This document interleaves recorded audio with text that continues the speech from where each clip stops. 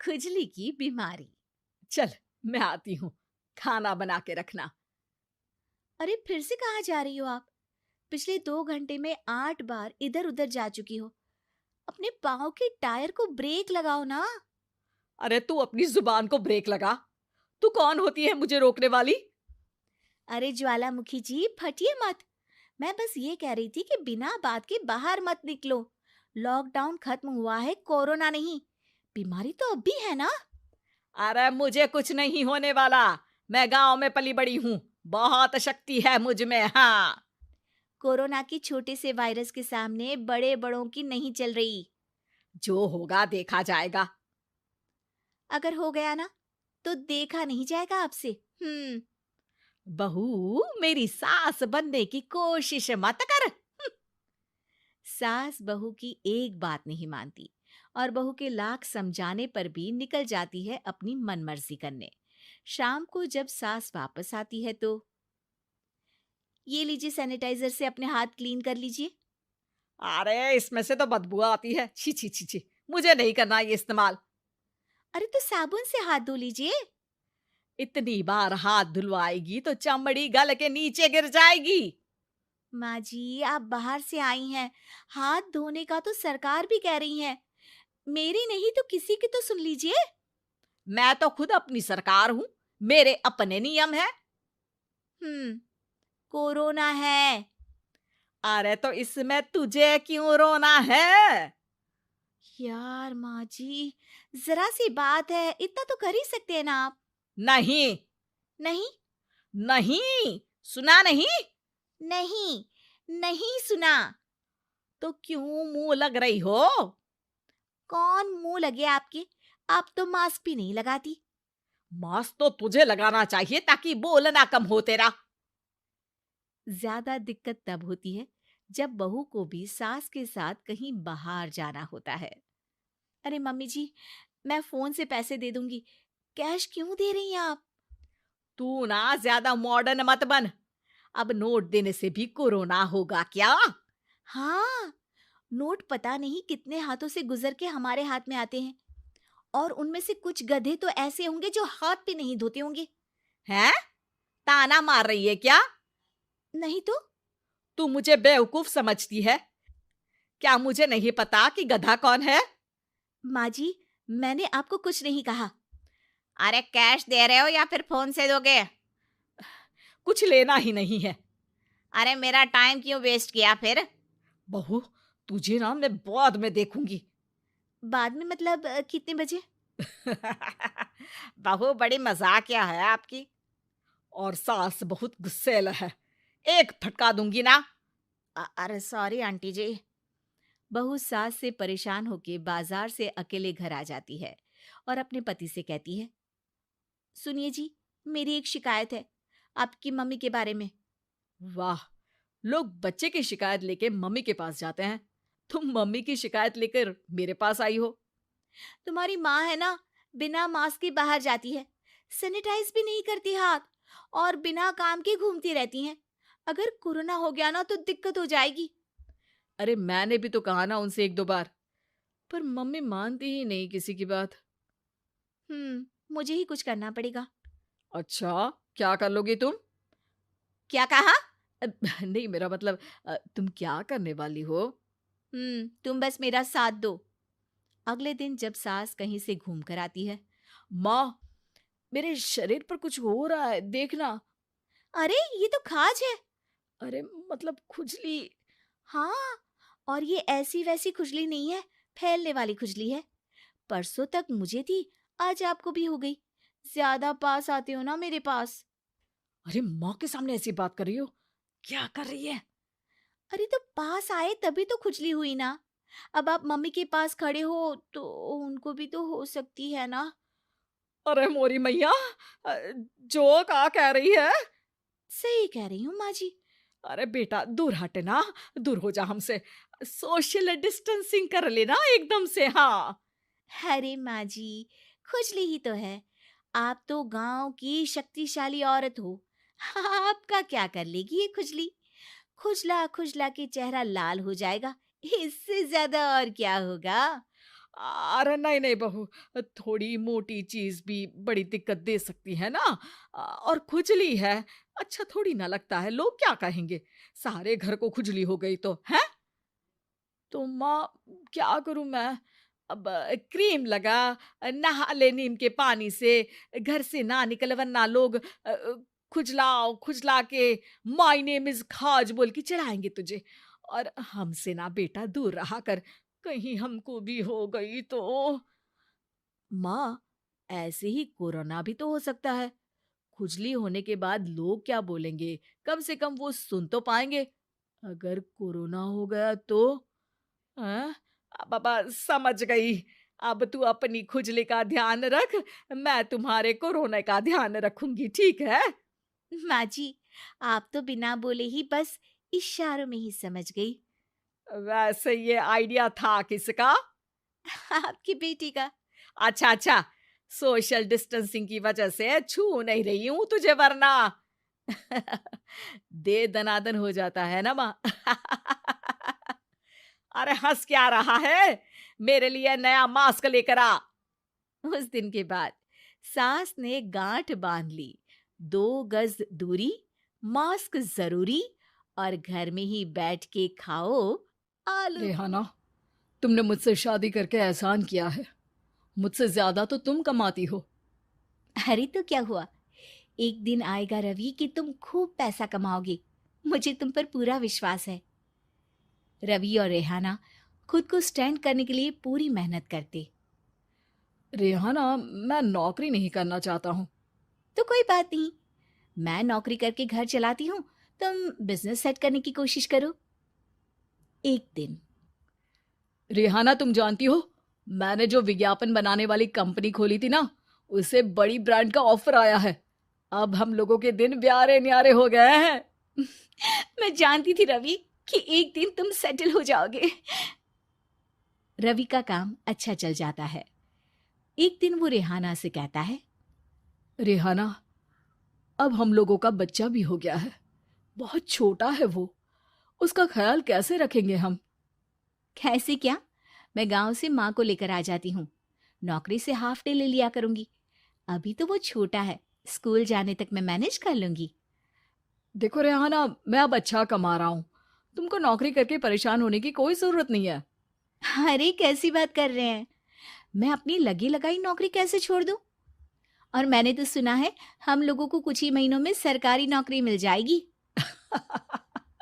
सरकारी नौकरी में कितना कमा लोगी, उतने में तो मैं ड्राइवर रख लूंगा।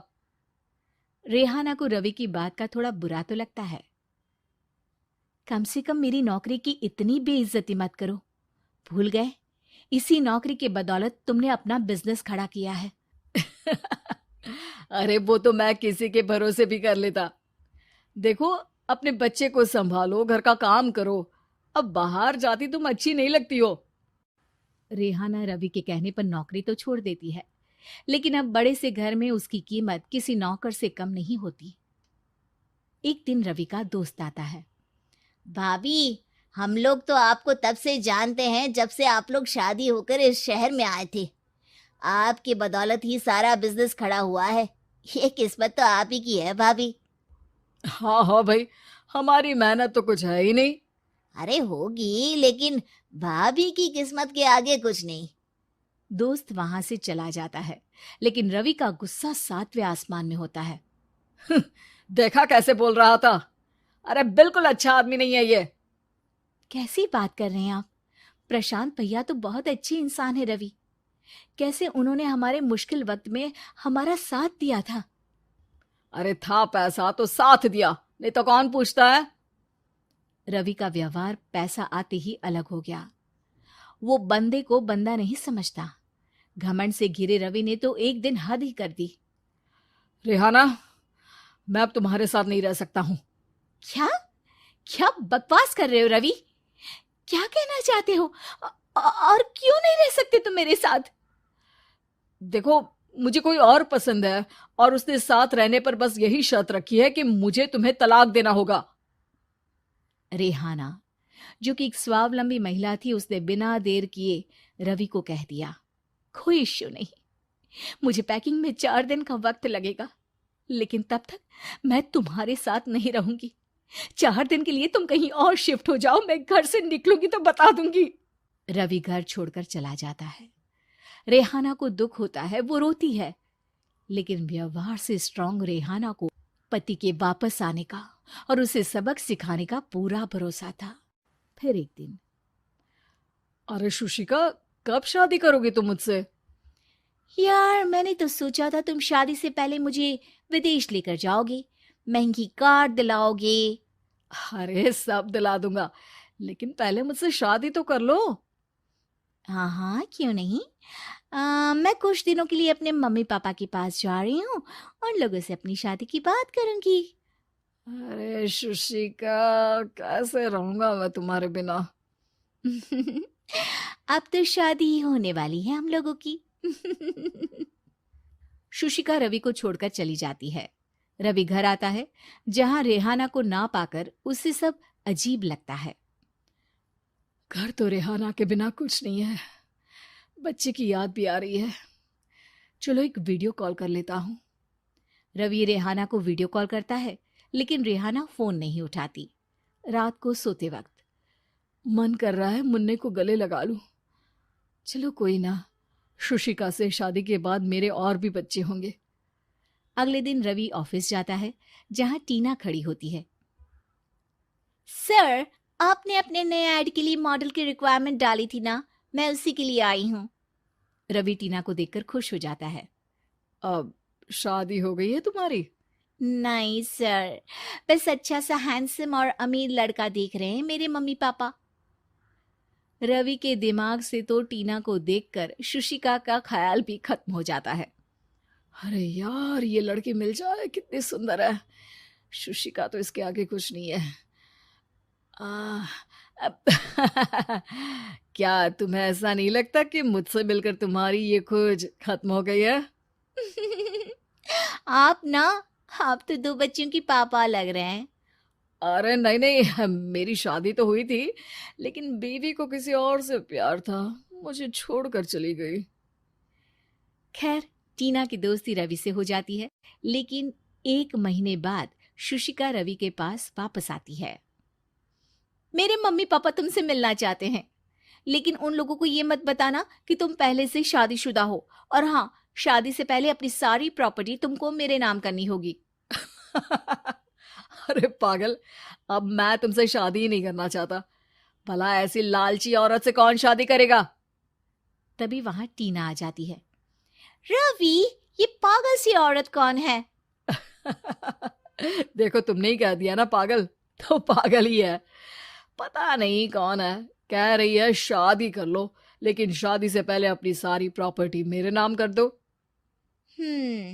बोल तो सही रही है। वैसे तुम जानती हो, मेरी एक सहेली है, उसके पति ने उसे पैसा आते ही छोड़ दिया, जबकि उसको खड़ा करने वाली ही मेरी सहेली थी।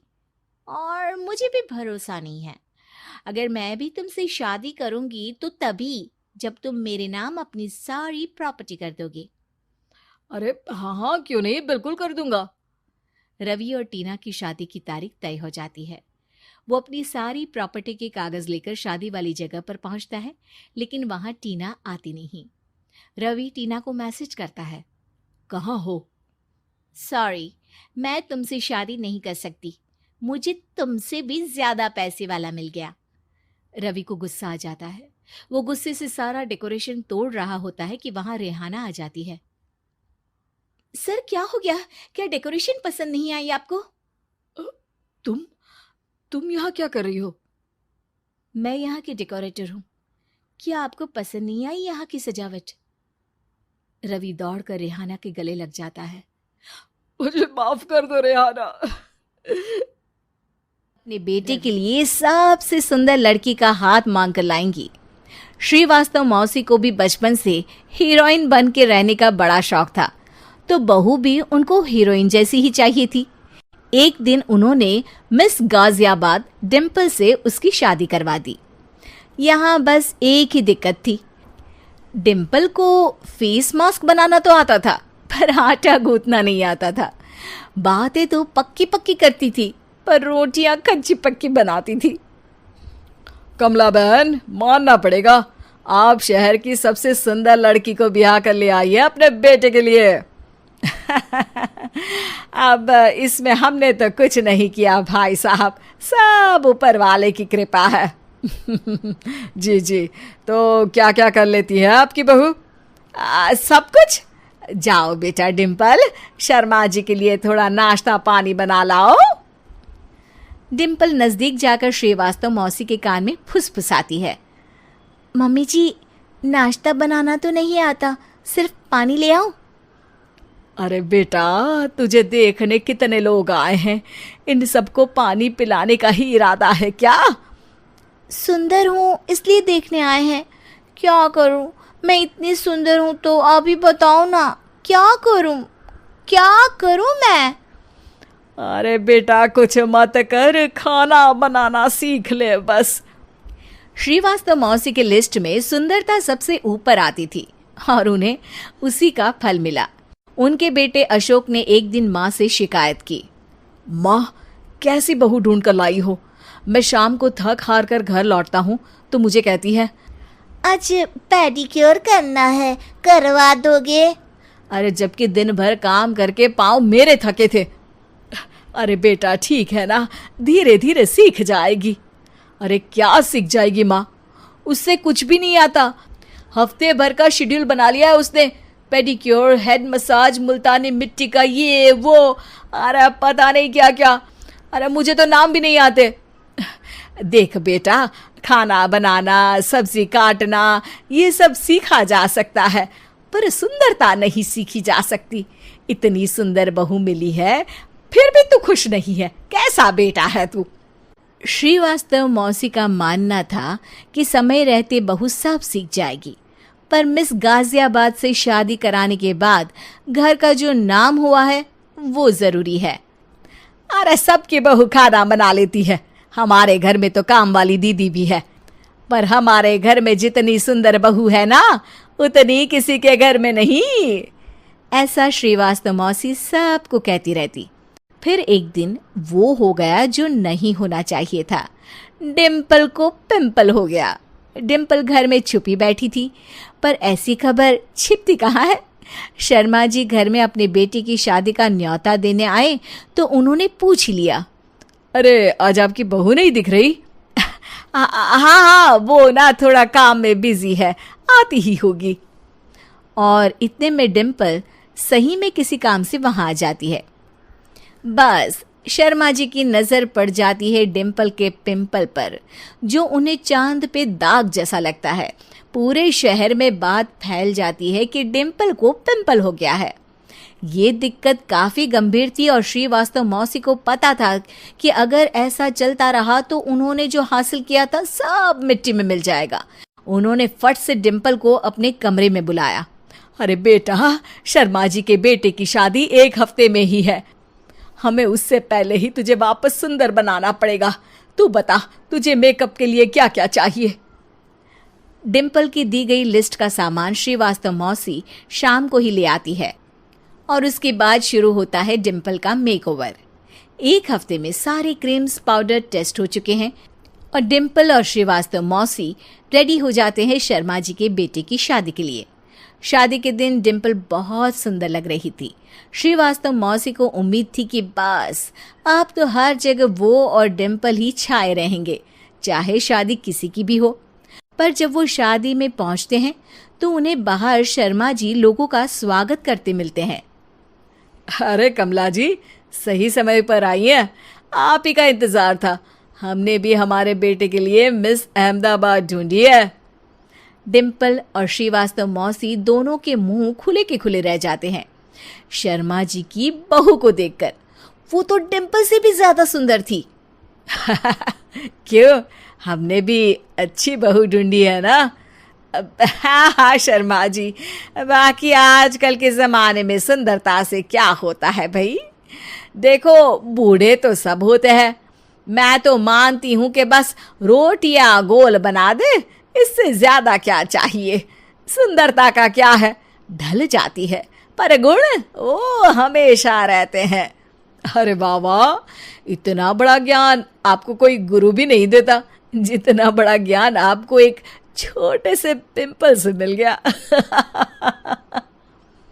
अगले दिन जब अशोक डिम्पल से बात कर रहा होता है, कल शादी में मिस अहमदाबाद के बाद सब मिस गाजियाबाद यानी तुमको ही देख रहे थे। क्या करूं, मैं इतनी सुंदर हूं तो आप ही बताओ क्या करूं? क्या करूं मैं तो कहती हूं कि घर का कोई काम कर या फिर बाहर अपने लिए कोई काम ढूंढ ले। है? क्या कहा माँ जी? हाँ जी, सुंदरता का क्या है?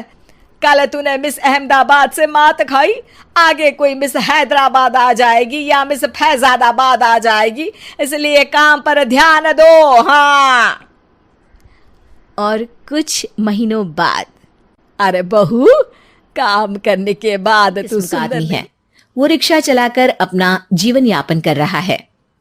रतनलाल एक अधेड़ उम्र के आदमी योगेश्वर को कभी कभी अपनी रिक्शा से मार्केट या मंदिर छोड़ता है और कभी कभी बाजार से उसका सामान भी ले आता है।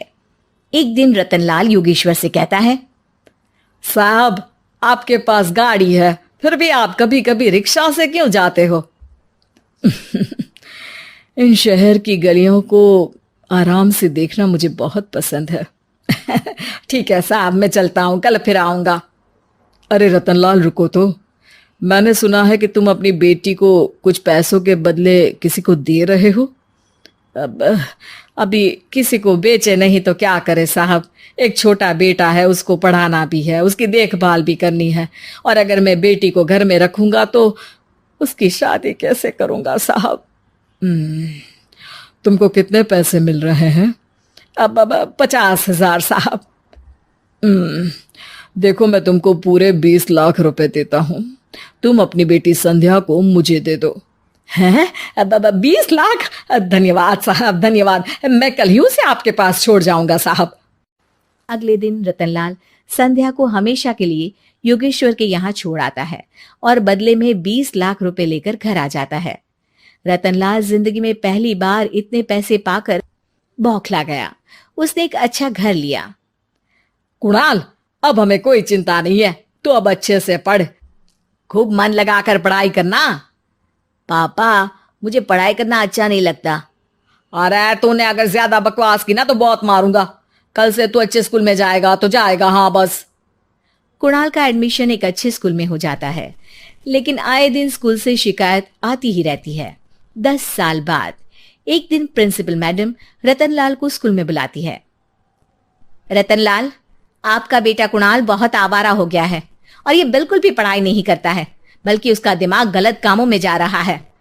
अब मैं उससे बात करूंगा मैडम। ठीक है, आज ये आखिरी मौका है, अगली बार तो मैं उसे स्कूल से ही बाहर निकाल दूंगी। रतनलाल घर आ जाता है और कुणाल से कहता है, कुणाल बेटा, मैं तुम्हारे ऊपर इतना पैसा लगा रहा हूं, फिर भी तुम स्कूल में सही से क्यों नहीं पढ़ते हो? आप तो रहने ही दीजिए, मैं सब जानता हूं कि ये पैसा कहां से आया है, और वैसे भी अब ये पैसा मेरा है, मेरा जो भी मन होगा मैं करूंगा, आज के बाद मैं कभी स्कूल नहीं जाने वाला। रतनलाल को अपनी बेटी की याद आती है और वो रोने लगता है। 5 साल बाद कुणाल एक दिन एक लड़की को शादी करके घर ले आता है। पिताजी, ये मेरी पत्नी है स्वीटी। तुमने शादी कर ली? हाँ, शादी कर ली मैंने, दिखाई नहीं दे रहा? और अब से आप फिर से कमाना शुरू कर दो, बहुत बैठ कर खा लिया।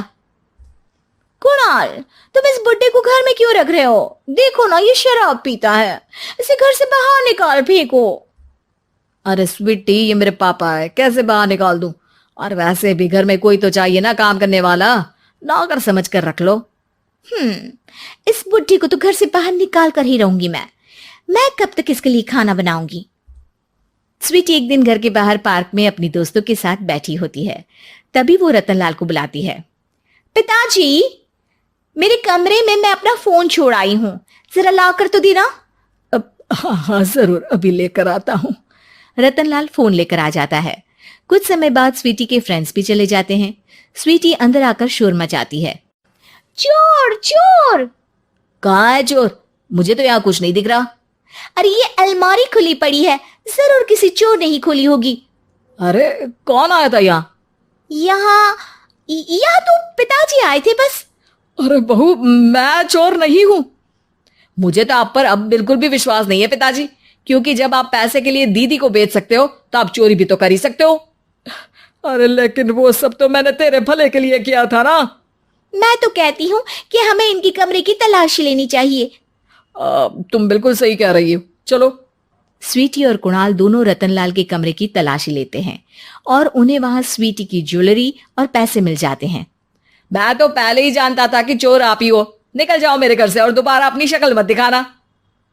रतनलाल आंखों में आंसू लिए घर से निकल जाता है। स्वीटी मन ही मन सोचती है, आज तो मेरी प्लानिंग सफल हो गई। जैसा मैं चाहती थी ऐसा ही किया और बड़ी आसानी से उस बुड्ढी को चोरी का इल्जाम लगाकर घर से भगा दिया। रतनलाल की हालत अब ज्यादा खराब हो गई और वो सड़क पर बैठकर भीख मांगकर खाने लगा। एक दिन वहां एक गाड़ी आकर रुकी और सड़क पर बैठे सभी भिखारियों को अपने सेंटर ले गई। एनजीओ की मालिक संध्या एक एक करके सभी को सुविधा मुहैया कराती है। तभी उसकी नजर रतनलाल पर पड़ती है। पिताजी? संध्या, तू? पिताजी, आपकी ये हालत कैसे हुई? ये सब मेरे बुरे कर्मों की सजा है जो मुझे मिल रही है। मुझे माफ कर दे बेटी।